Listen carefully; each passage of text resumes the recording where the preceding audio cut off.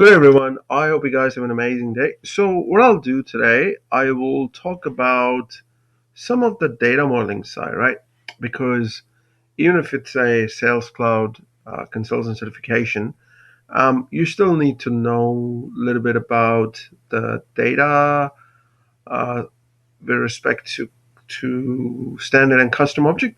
Now, obviously, I'm pretty sure you know what's a standard and custom object because as a prerequisite to the certification, right? You should have taken admin, and obviously, if you have done admin, you will know what custom and standard objects are about, right? But even if you don't, right? So in Salesforce, right, when you buy a Salesforce license, you do get some standard object, like for instance, custom object. Account is a standard object. Contact is a standard object. And opportunity is a standard object, right? But that being said, you can also create your own custom object because sometimes out of box functionality is not enough when you are building your business solution, right? So you might have to go the route of creating a custom object. So it's pretty simple to create a custom object here.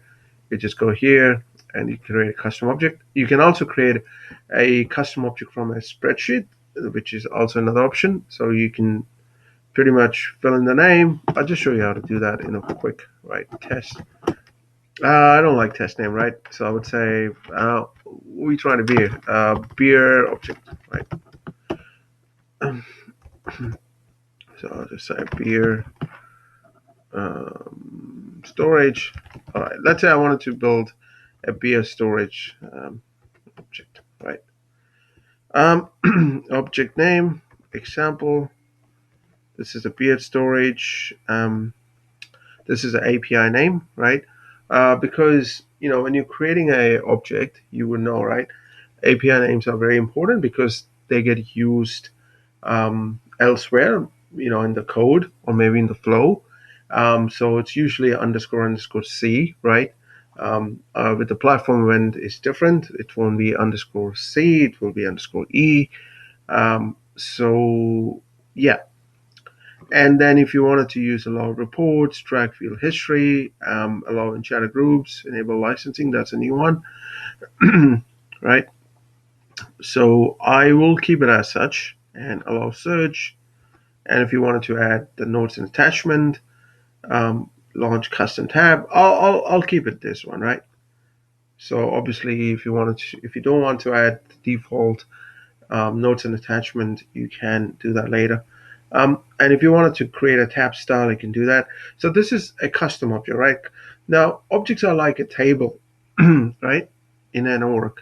If you work with SQL Server, if you work with Oracle, if you work with any other database system, right, you will know, right? Objects are like tables, and the fields are like the columns. So, and this is a beer storage object.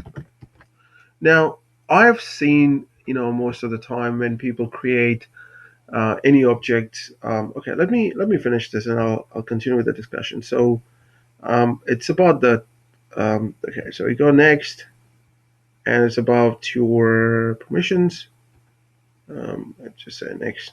Okay, so I've seen a few times, right, in my experience on Salesforce platform, right? People normally don't put description, which is not a really great option. It's not a really great practice because what might happen is that you might have created an object for say a specific requirement, a custom object, right? And then you leave, and then someone else takes over your role, and they have a look, and they wanted to go through an org, and they wanted to see, hey, what does this guy has done, right? And if you don't specify description, then it's kind of makes it difficult for a person to understand the purpose for this object, right? So it's very important to document your org, and that should form as a part of your code review process, right? Now we have created a custom object, which is great. Now you can create fields. So it's pretty simple to create, as you can see. That's one of the good thing about Salesforce, or it could be say a bad thing. I don't know. It depends which way you look at it. you don't really have to write a code, right? I've been a programmer most of my life. I started coding when I was 10, right? I started with the basics. So I'm more comfortable than point and click. Writing code is like, for instance, I use like here, right? This is my home computer. I use Ubuntu, right? And I am more comfortable working on a command terminal, right, to install a software. I often do this using Linux commands, Ubuntu commands, right? So the same concept, right? If you're a programmer, you might find, most of the programmers don't even take point and click very seriously. I mean, let's be very honest. But sorry, I digress. Okay, let's create a field. Now, in a field, you could create a lot of options here, right? You can create, order number, formula, roll-up summaries. Obviously, you can't do here. Lookup relationship, right? If you wanted to look up to another object, and you can do that. Master detail has become like a master detail. Uh, one object will become a parent, and one object will become a child, right? And external lookup relations you have. Then you have checkup. If you are normally linking to an external object, so usually external objects are used if you wanted to use, say, Salesforce Connect. If you wanted to bring, say, data from SAP but do not want to persist, you can use external object.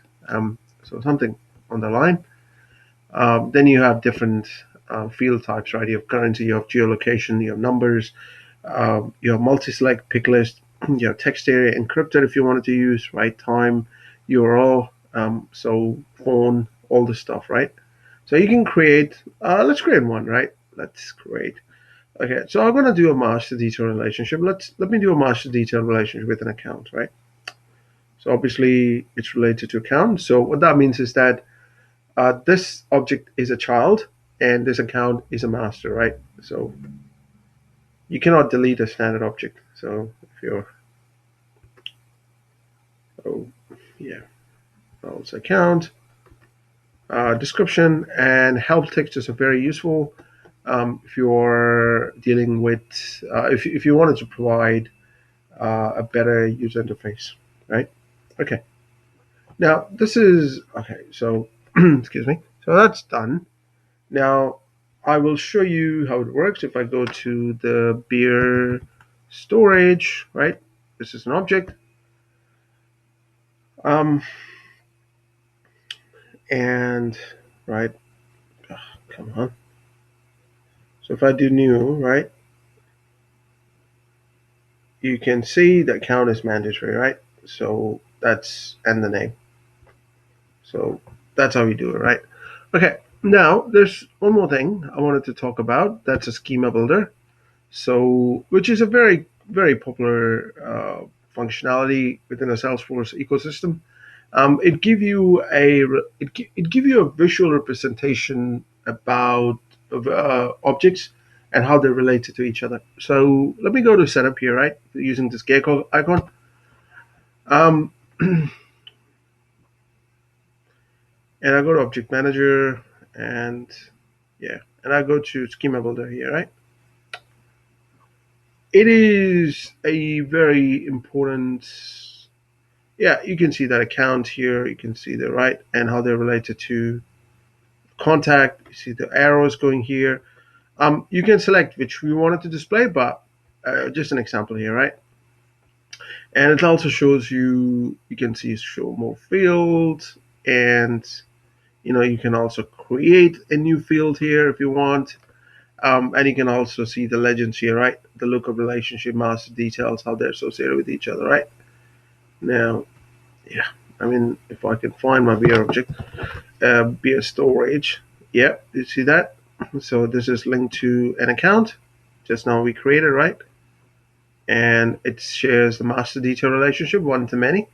So you can see that.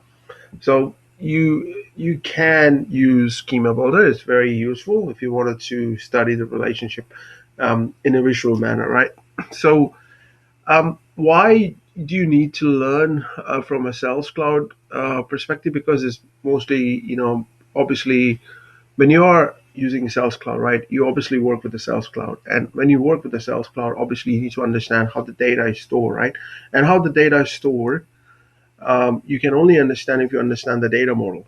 And sometimes you might have to build a custom data model. Sometimes you might have to work with custom objects, add extra field like a custom fields, and build relationship between the two objects. So you need to understand that, right? And that's why they still try to squeeze in this concept for the certification, right? And although I would say Sales Cloud certification is very simple, it's not really difficult compared to admin. I personally feel if you are starting out for the first time in Salesforce ecosystem, um, admin is a little bit difficult because admin covers a lot of things. But when it goes to the Sales Cloud, there is already an expectation that you would know a lot of things, right? So even though they might squeeze in some of the questions here and there from admin, but they expect you to know it, right? Because why not, right? You've cleared the admin cert and you're going to the next level. So yeah, that's why they often talk about these kind of things, right? And there's an expectation you should know. So that's pretty much I wanted to cover. I understand it's a very small topic, and my apologies if you think you already knew.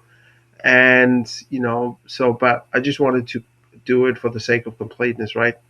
Making this course. So yeah, that's pretty much I wanted to talk. I hope you guys have an amazing. What day is it today? Thursday.